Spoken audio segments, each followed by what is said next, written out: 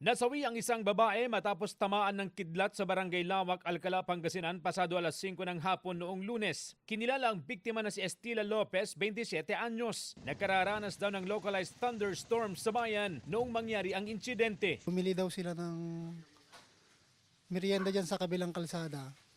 Dito sila dumaan sa bukid. Yung tamang-tamang pauwi na sila, doon din sila dumaan sa bukid. Yung bago yung kidlat, sumurkat sila sa bukid.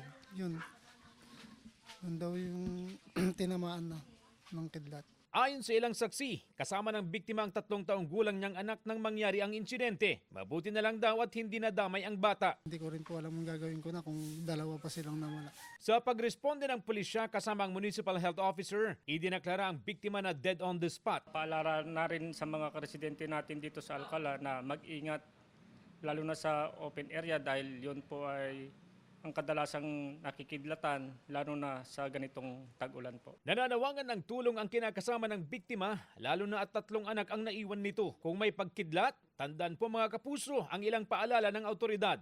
Iwasan ang paggamit ng dekuryenteng gamit o anumang bagay na maaaring daluyan ng kuryente mula sa kidlat. Lumayo sa mga kawad ng kuryente. Kung nasa labas naman, sumilong sa pinakamalapit na bahay o gusali. Iwasang sumakay sa mga sasakyan na walang bubong, maging ang mga basang lugar o katubigan. Lumayo rin po sa matataas na bagay tulad ng puno o poste sa malawak na lugar.